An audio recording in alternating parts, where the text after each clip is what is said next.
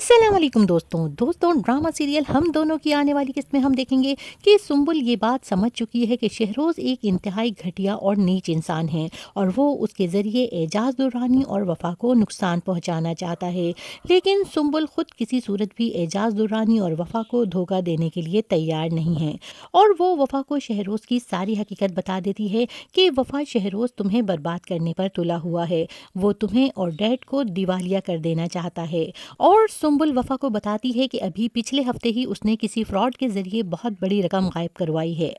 اور وفا یہ سب سن کر حیران رہ جاتی ہے اور وہ سنبل سے کہتی ہے کہ مگر وہ ایسا کیوں کر رہا ہے، جس پر سنبل وفا کو بتاتی ہے کہ وہ ڈیڈ سے بدلہ لینا چاہتا ہے۔ ڈیڈ نے یہ ساری شان، یہ سب کچھ اس کے ڈیڈ کے پیسوں سے بنایا ہے اور اسے ایک پیسہ بھی نہیں دیا ہے، وہ سب سے بدلہ لینا چاہتا ہے، تم سے، ڈیڈ سے اور مجھ سے بھی۔ اور سنبل وفا کو بتاتی ہے کہ وہ مجھ سے بدلہ لینے کے لیے ہر رات مجھے اپنی ہوس کا نشانہ بناتا ہے۔ اور سنبل کے منہ سے یہ سب سننے کے بعد وفا کی صدمے سے بری حالت ہو جاتی ہے، وہ تو کبھی سوچ بھی نہیں سکتی تھی کہ شہروز، جس پر وہ خود سے بھی زیادہ بھروسہ کرتی ہے، وہ اس کے ساتھ اتنا بڑا دھوکہ بھی کر سکتا ہے۔ اور دوستوں، اس ڈرامے کی آنے والی قسط میں ہم دیکھیں گے کہ وفا شہروز سے کہے گی کہ تم بھی اسد کی طرح ڈیڈ کا بدلہ مجھ سے لینا چاہتے ہو، اعجاز درانی کی بیٹی ہونے کی مجھے کتنی سزا ملے گی۔ وفا شہروز سے کہے گی کہ میں تو کبھی سوچ بھی نہیں سکتی تھی کہ جس پر مجھے اپنے آپ سے بھی زیادہ بھروسہ ہے، تم اتنے گھناؤنے بھی ہو سکتے ہو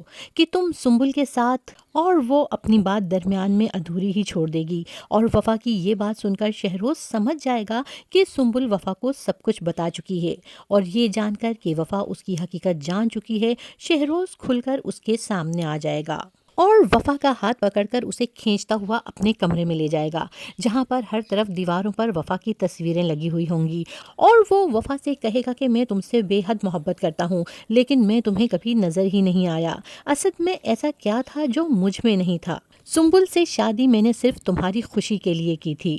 اور یہ سب دیکھ کر اور سن کر وفا کی آنکھیں پھٹی کی پھٹی رہ جائیں گی، اور پھر شہروز غصے میں آ کر سنبل کو تشدد کا نشانہ بنائے گا، اور جب وہ بے سدھ ہو کر گر پڑے گی تو کہے گا کہ ایک دن اعجاز درانی اور وفا بھی ایسے ہی میرے پیروں میں پڑے ہوں گے۔